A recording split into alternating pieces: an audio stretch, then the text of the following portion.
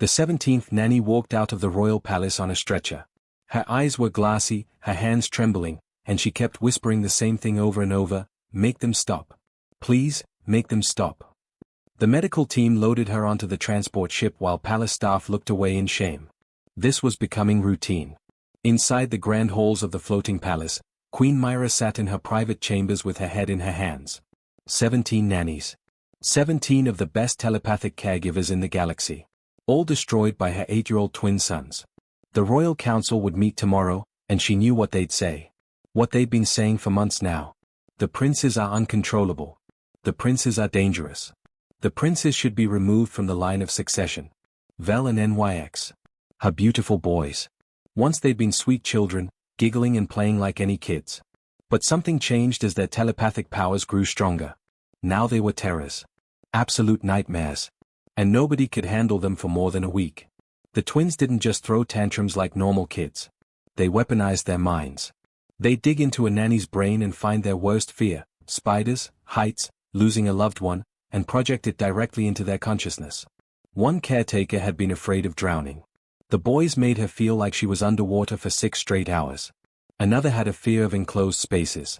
The twins created the sensation of walls closing in until the poor woman was found curled in a corner, screaming. The palace staff whispered that the princes were evil. Cursed. Some said they should be sent away to a mental facility for dangerous telepaths. Myra couldn't let that happen. They were her sons. Somewhere beneath all that psychic violence, they were still her little boys. Her chief advisor, an older telepath named Counselor Brett, entered the room carrying a datapad. His expression was grim. "Your Majesty, we need to discuss alternatives." "More telepathic specialists?" Myra asked, though she already knew the answer. "No." Brett set down the pad. "Nobody wants the job anymore. Word has spread. The Telepathic Caregivers Guild has blacklisted this position. They're calling your sons the most dangerous children in the Empire." Myra felt her stomach drop. "Then what do we do?" Brett hesitated. "There's an unconventional option. A human." "A human?" Myra looked up sharply. "Humans aren't telepathic. They can't even broadcast basic surface thoughts. How would a human possibly manage telepathic royalty?" "That might be exactly why it could work." Brett pulled up a file on the datapad. "His name is Tyler Reed. Former sergeant in the Terran Colonial Marines. Decorated veteran. Lost his hearing in an explosion while saving his entire unit. After retirement, he went into child behavioral work. He's been operating a program for troubled kids on Station Harmony for the past 3 years. His success rate is remarkable." Myra studied the file. The human in the photo looked weathered, with tired eyes and a serious expression. He was signing something with his hands in the image, their primitive non-telepathic communication method. "He can't hear?" "No. And more importantly, he can't receive telepathic communication either. The prince's abilities simply won't work on him." "That's exactly the problem," Myra argued. "How can he manage them if he can't communicate properly? The boys barely speak aloud. They're used to telepathic connection." "Which might be the issue." Brett leaned forward. "Every nanny we've hired has been a powerful telepath. Maybe that's the problem. Maybe the boys need someone who exists outside their psychic world." Myra wanted to dismiss it immediately. The Royal Council would be furious. Hiring a human, a deaf human, to care for the telepathic heirs to the throne? It was absurd. It was scandalous. It would make her look desperate and foolish. But she was desperate. And she was running out of time. "Does he need money?" she asked quietly. Brett nodded. "His niece needs expensive medical treatment. Spinal reconstruction surgery. He's been working 3 jobs trying to afford it." Of course he was. Humans always seem to be struggling with something. Their short lives, their fragile bodies, their complete lack of psychic abilities. They were so limited. And yet, Brett's file showed this Tyler Reed had somehow helped dozens of troubled children that other specialists had given up on. Myra made her decision. Contact him. Offer standard nanny rates plus a bonus that covers his niece's surgery in full. 1-month trial period. The council will object. Let them object. Myra's voice hardened. "I've tried their way 17 times. Now we try something different." 3 days later, Tyler Reed's transport ship entered orbit around the royal planet. Down in their rooms, the twin princes sensed a change coming. They looked at each other with identical grins. Another nanny. Another toy to break. This was going to be fun. They had no idea they just met someone their powers couldn't touch. Someone who'd survived things far worse than two scared children pretending to be monsters. Someone who was about to change everything. Tyler Reed stepped off the transport and immediately knew he was out of his element. The royal palace floated above the planet's surface, held up by technology he didn't understand. Everything gleamed with polished metal and crystal. Servants moved through hallways with an eerie coordination, like they were all listening to the same silent music. Which, he supposed, they were. They were all telepaths, communicating in ways his human brain couldn't even perceive. A palace official greeted him at the landing bay. Her mouth moved, speaking words he couldn't hear. Tyler pointed to his ear and shook his head. The official looked flustered, then tapped something on her wrist device. A holographic translator appeared, converting her speech into text that floated in the air. "Welcome, Mr. Reed. Follow me please." As they walked through the palace, Tyler noticed something that made his combat instincts flare. The staff were staring at him. Not with curiosity, with pity. The kind of look soldiers gave someone walking into an ambush. A cleaning worker actually mouthed good luck as he passed. They reached a medical bay where attendants were loading someone onto a hover stretcher. The woman looked about 40, well-dressed, but her eyes were completely vacant. She was mumbling something Tyler couldn't hear, rocking back and forth. The previous nanny, he realized. Number 17. The palace official noticed his attention and the translator flickered to life again. Psychic trauma. She'll recover in a few months. The princes were, particularly creative with her. Tyler filed that information away. Particularly creative. Right. They continued to the royal wing where Queen Myra waited outside an ornate door. She was tall, elegant, with the same silver-tinted skin as all her species. When she spoke, the translator converted it, "Mr. Reed. Thank you for coming. I'll be direct, my sons are inside. They've been briefed that you're human and deaf. They know your abilities are limited. I'm hoping that knowledge will make them less aggressive." Tyler pulled out his datapad and typed, "In my experience, kids usually test new authority figures the hardest. Expect them to push boundaries." Queen Myra's expression tightened. "They've broken 17 trained telepathic specialists. Are you certain you want to proceed?" Tyler thought about his niece Lily, lying in a hospital bed, unable to walk. He thought about the surgery that could fix her spine. He nodded and typed, "Let's meet them." The door opened, and Tyler entered a massive playroom that looked like a war zone. Furniture was overturned. Scorch marks covered the walls. Toys were scattered everywhere, many broken. And in the center of the chaos stood two identical boys with silver skin and large dark eyes. They looked small. Fragile, even. But Tyler had learned in combat that the most dangerous threats often came in unexpected packages. The twins stared at him with cold calculation. Then it hit. Tyler had been warned about this, but nothing could really prepare someone. The boys were attacking him telepathically. He couldn't feel it directly, humans didn't have the receivers for psychic communication, but he could see the intent in their faces. They were concentrating hard, pouring effort into something. After a moment, confusion crossed their features. Then frustration. They tried harder, their small faces scrunching with effort. Tyler calmly pulled out his datapad and typed, letting the translator speak aloud, "Are you two finished?" The boys looked at each other, then back at him. One of them, Vel, according to the briefing, spoke aloud in a language the translator converted, "Why isn't it working?" Tyler typed, "Because I can't hear you. Not with my ears, and not with whatever you're trying to do with your minds. Now, I'm Tyler. You can call me Ty. I'm going to be here for a while, so we should probably set some ground rules." The other twin, NYX, picked up a heavy toy and threw it directly at Tyler's head. Tyler's combat reflexes kicked in. He sidestepped smoothly, caught the toy one-handed, and set it down on a shelf. He didn't flinch. Didn't yell. Just typed, "Rule 1, we don't throw things at people. You get one warning. Next time, you lose toy privileges for the day." The boys were stunned. Every other nanny had either run away screaming by now or was cowering in a corner, overwhelmed by psychic assault. This human just stood there. Calm. Unmoved. Vel picked up another toy. Tyler raised one finger and shook his head slowly. Something in his expression, that combat veteran stare that had made enemy soldiers reconsider their choices, made Vel lower the toy. For the next 3 days, it was pure chaos. The boys tried everything. They screamed at the top of their lungs, knowing he couldn't hear it. They destroyed furniture. They refused to eat. They attempted to turn other palace staff against him by filling their heads with lies and manipulation. One servant came to Tyler claiming the boys said he'd hit them. Tyler calmly showed the security footage proving otherwise. But Tyler didn't react the way the boys expected. He didn't get angry. Didn't show fear. Didn't give them the emotional responses they were used to feeding on. He just maintained structure. Meal times were meal times. Bedtimes were bedtimes. Misbehavior had consistent consequences. And he watched. Really watched. While the telepathic nannies had been so busy defending their minds from attack, they'd missed what Tyler saw. Vel's outbursts always started right after NYX got stressed. NYX stopped talking when the palace got busy with lots of people around. Both boys had dark circles under their eyes.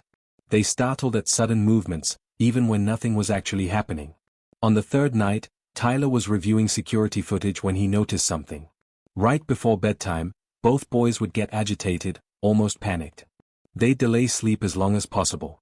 And when they finally did sleep, they woke up every hour or so, looking exhausted. Tyler sat back in his chair, thinking. In the military, he'd seen soldiers with similar symptoms. Constant vigilance. Exhaustion. Hyper-awareness. Aggression as a defense mechanism. These kids weren't monsters. They were in survival mode. The question was, what were they surviving? Tyler spent the entire fourth day just observing. He watched how the princes moved through the palace, how they interacted with staff, how they reacted to different situations. And he started to notice a pattern that made everything click into place. Every time a group of telepathic staff gathered nearby, the boys got more aggressive. When the throne room held court sessions with dozens of telepaths, Vel and NYX became absolutely violent. But early in the morning, when the palace was quiet and most staff were still asleep, the twins were almost calm. Almost normal. Tyler had seen something similar during his military service. Soldiers who'd been in too many firefights, heard too many explosions, witnessed too much chaos. They couldn't handle crowds anymore. Couldn't deal with loud environments. Their nervous systems were stuck in overdrive, always scanning for threats, never able to rest. He pulled up research files on telepathic species on his datapad. Most of it was basic stuff humans had learned through diplomatic channels. Telepaths communicated through thought projection. They could sense emotions, share memories, even create mental links with others. For them, it was as natural as speaking. But then Tyler found something interesting. A medical journal article about telepathic children in dense urban environments. The researcher noted that young telepaths often suffered from sensory overload. Their developing minds couldn't filter out all the mental noise around them. It was like being in a room where 1,000 people were all shouting at once, all the time, and you couldn't turn it off. Tyler sat back and thought about the palace. Hundreds of telepathic staff. Nobles visiting constantly. The Queen's advisors holding mental conferences. Security personnel maintaining psychic alert networks. To the boys, this place must be like living inside a screaming concert that never ended. No wonder they attacked people. They weren't being cruel. They were trying to make everyone go away so the noise would stop. Tyler requested a meeting with the palace engineer, a nervous guy named Derek who looked terrified to be around the prince's new nanny. Through the translator, Tyler explained what he needed, a room lined with psychic dampening materials. The same stuff they used in interrogation rooms to prevent telepathic spying. Derek looked confused. But sir, why would the princes need that? They're telepaths themselves. Tyler typed, trust me. Just build it. It took 3 days. They converted a small meditation room in the prince's wing, lining the walls with specialized metallic compounds that disrupted telepathic frequencies. Tyler had them add soft lighting, comfortable floor cushions, and simple wooden toys. Nothing electronic. Nothing overstimulating. Just a quiet, plain space. When it was ready, Tyler brought the boys to see it. They'd been particularly nasty that morning, filling a maid's head with images of insects crawling on her skin until she'd run away screaming. They expected punishment. Instead, Tyler opened the door to the new room.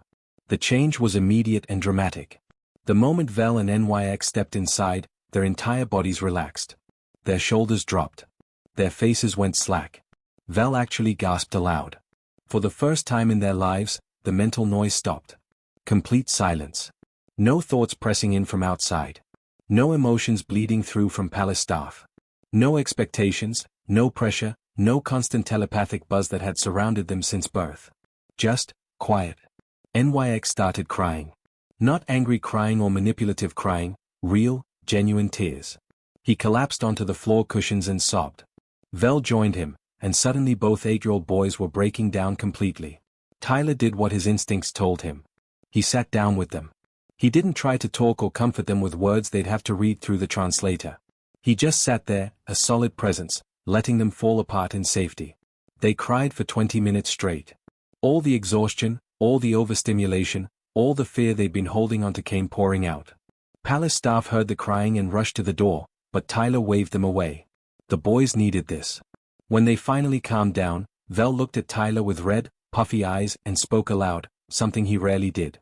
"It's so quiet." Tyler pulled out his pad and typed, "This is your room now. Whenever things get too loud, you can come here. No one else is allowed in without your permission." NYX wiped his face. Why can't it always be like this? Tyler thought carefully about his answer. He typed, "Because you live in a palace full of telepaths. That's your world. But I can teach you how to make your own quiet, even when you're not in this room. Would you like that?" Both boys nodded eagerly. Tyler spent the next week teaching them techniques he'd learned in military stress management. Breathing exercises to calm their minds. Meditation to create internal silence.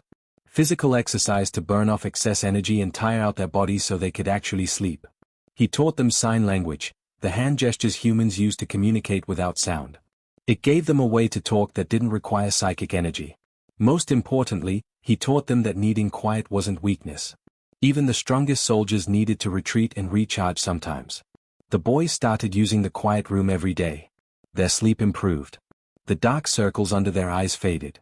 They stopped attacking staff members. Queen Myra watched through security cameras, absolutely amazed. Her sons were laughing. Actually playing like normal children. They'd started a routine with Tyler, morning exercises, sign language practice, quiet room meditation, then structured lessons and playtime. The palace staff noticed the change too. The princes who'd once been terrors were becoming kids. Just kids. But not everyone was happy about it. In the royal council chambers, Councillor Brett was meeting with other nobles, and their expressions were dark. A human teaching princes to suppress their telepathic gifts? This was unacceptable. Something had to be done. Tyler had been working with the princes for 3 weeks when Queen Myra called him to her private office. Her expression told him something was wrong before the translator even activated. "The Royal Council has demanded a formal evaluation," she said, her words appearing as text in the air. "They're calling it a reading ceremony. It's a traditional demonstration where young telepaths showcase their abilities before the nobility." Tyler typed on his pad, "That sounds reasonable. When?" "Tomorrow." Myra's face was tense. "I tried to delay it, but they overruled me. Tyler, I need you to understand what's really happening here. This isn't about evaluating the boys. It's about removing you. The council believes you're weakening my sons by teaching them to suppress their gifts." Tyler's jaw tightened. He typed, "I'm not teaching suppression. I'm teaching control. There's a difference." "I know that. You know that. But the council sees meditation and quiet rooms as running away from telepathic power. They think you're turning the heirs to the throne into, well, into something more human." She paused. "No offense." "None taken," Tyler typed. "What happens if they fail this ceremony?" Myra looked away. "The council will use it as proof that your methods are damaging. They'll remove you immediately and probably send the boys to a telepathic conditioning facility. A harsh one." Tyler thought about Vel and NYX. 3 weeks ago, they'd been exhausted, violent, desperate children. Now they were sleeping through the night, playing, learning, actually smiling. The idea of sending them to some brutal training camp made his blood boil. He typed, "Then we'll make sure they succeed." The next morning, Tyler sat with both boys in the quiet room. They were terrified. Vel's hands were shaking, and NYX had gone completely nonverbal, something that still happened when he got overwhelmed. Tyler pulled out his pad and showed them what to expect. The ceremony would take place in the Grand Throne Room. 300 telepathic nobles would attend. The boys would need to demonstrate various telepathic skills, projecting thoughts, reading emotions, creating mental links, showing precision control. "That's too many people," Vel said aloud, his voice cracking. "We can't, there's going to be so much noise. So many minds." NYX signed in the hand language Tyler had taught them, "We'll lose control. We'll hurt someone." Tyler understood their fear. 300 telepathic minds in one room? That would be like throwing someone with sound sensitivity into a rock concert at maximum volume. But he'd survived worse situations in combat, and he trained soldiers to function under impossible pressure. He typed, "You won't lose control. You know why? Because I'll be there. Look at me when it gets bad. Focus on these." He held up his hands and signed, "Breathe. Center. Control." The boys nodded, but Tyler could see the doubt in their eyes. The throne room was massive, with crystalline walls that seemed to amplify light. Nobles filled every seat, their silver-skinned faces watching with cold judgment. Tyler stood at the back, technically not allowed on the ceremonial floor but positioned where the boys could see him. Vel and NYX entered with Queen Myra. They looked so small in their formal robes, walking toward the center platform. The moment they reached it, Tyler saw their bodies go rigid. 300 telepathic minds, all focused on them, all watching, all projecting thoughts and expectations and judgment. The boys' faces went pale. Counselor Brett stepped forward to announce the first test. Vel was supposed to project a simple thought, a memory of happiness, to a volunteer noble. Vel tried. His face scrunched with concentration. But instead of a clear projection, several nobles gasped and clutched their heads. The boy was projecting, all right, but it was chaotic, unfocused, mixed with his panic and fear. It was exactly what the council wanted, proof that Tyler's methods had made things worse. NYX's test went even more poorly.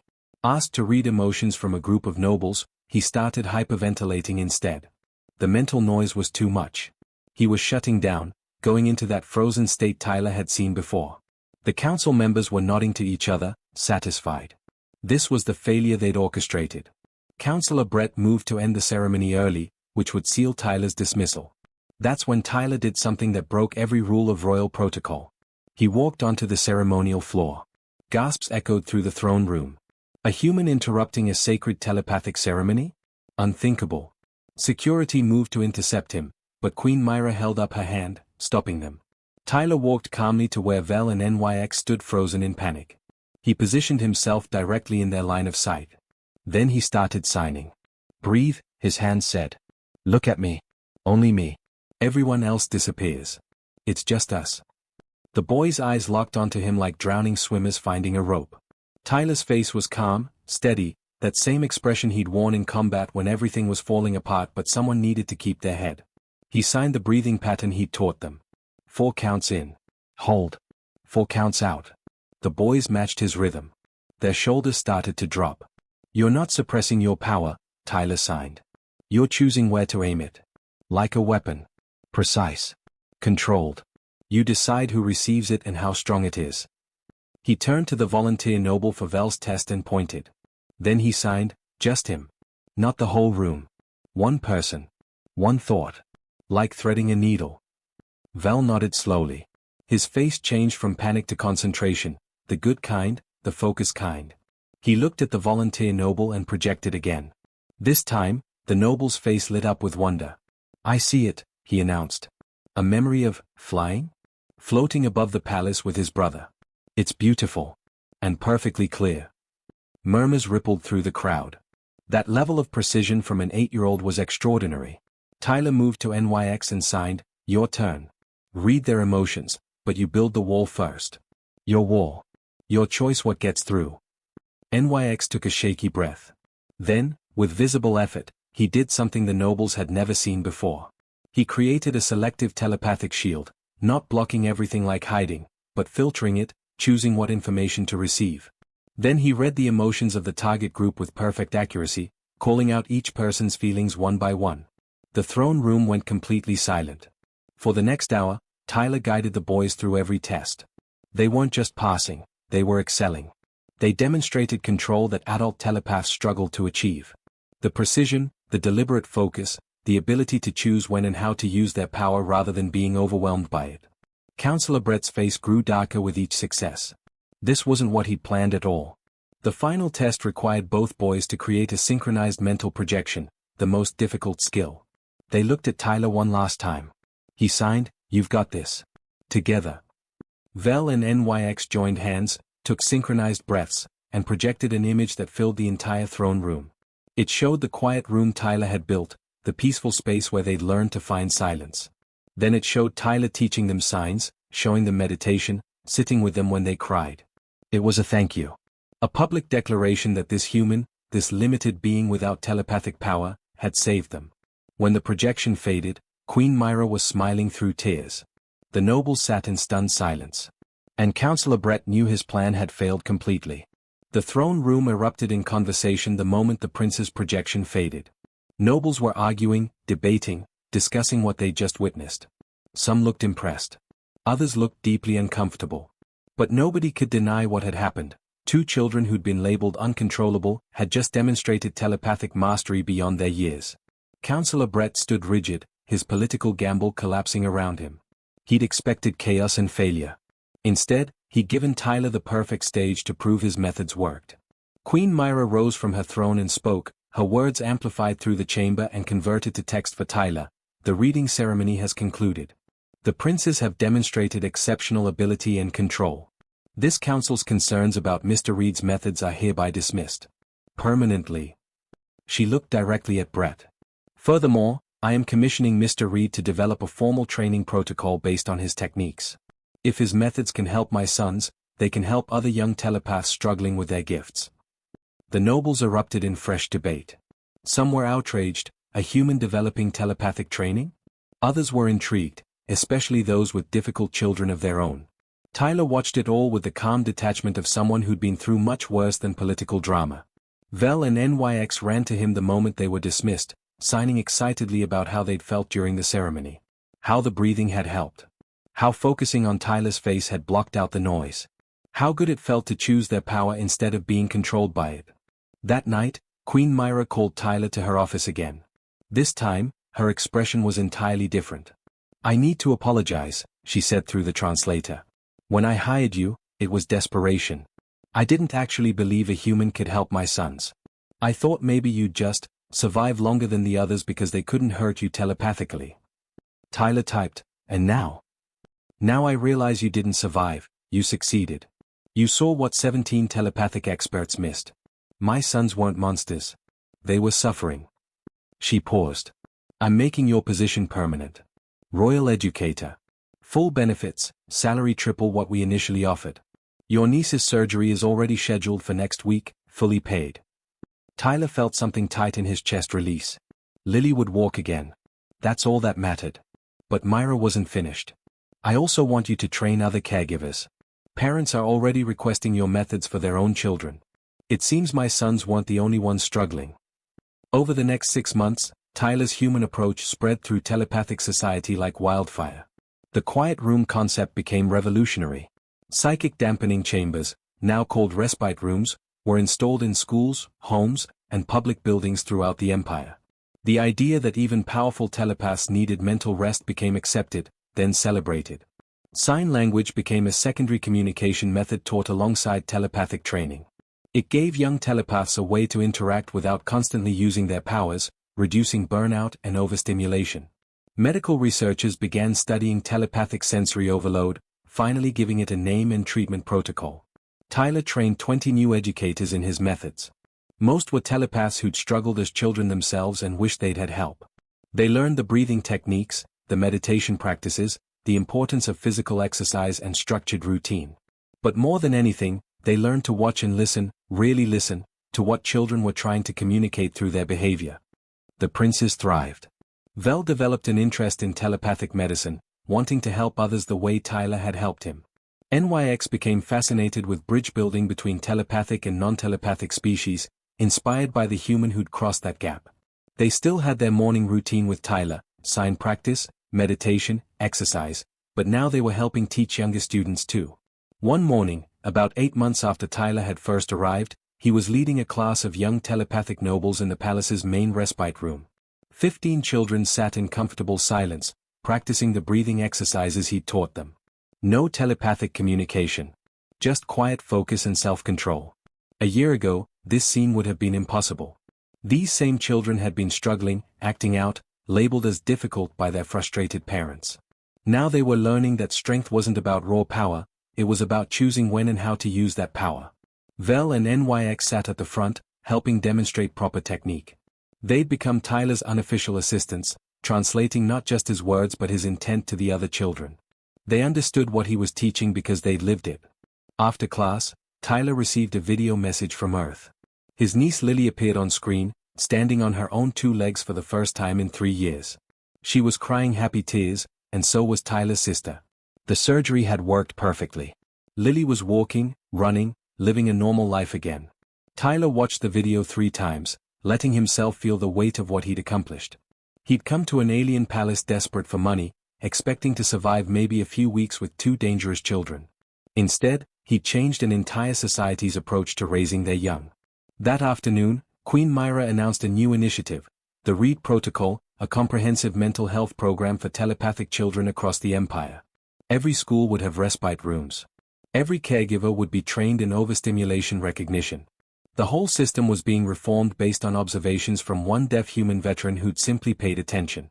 The final scene of Tyler's journey came 6 months later. He stood in the palace's main courtyard watching Vel and NYX lead a group of younger students through meditation exercises. The boys were 11 now, confident and healthy, using their considerable telepathic gifts with precision and purpose. They'd become advocates for mental health in their society, speaking openly about their own struggles and recovery. A young noble approached Tyler nervously, her parents hovering nearby. Through the translator, she asked, "Is it true you can't hear thoughts at all? Not even a little?" Tyler smiled and typed, "Completely silent up here. Always has been." "Then how did you know what we needed?" Tyler thought about that question. He typed, "Because I watched. I listened with my eyes. And I remembered that beneath all the power and abilities and differences, kids are still just kids. Sometimes they need someone to see past what they can do and focus on what they need." The girl nodded thoughtfully, then signed "thank you" in the hand language that had become standard across the empire. As the sun set over the floating palace, Tyler reflected on the strange path his life had taken. He'd lost his hearing saving his unit. That loss had led him to learn sign language, to develop enhanced observation skills, to understand communication beyond sound. Those adaptations had made him the perfect person to help children drowning in too much communication. Humanity's weakness had become its greatest strength. And 2 frightened boys had become proof that sometimes the best solution comes from the most unexpected place.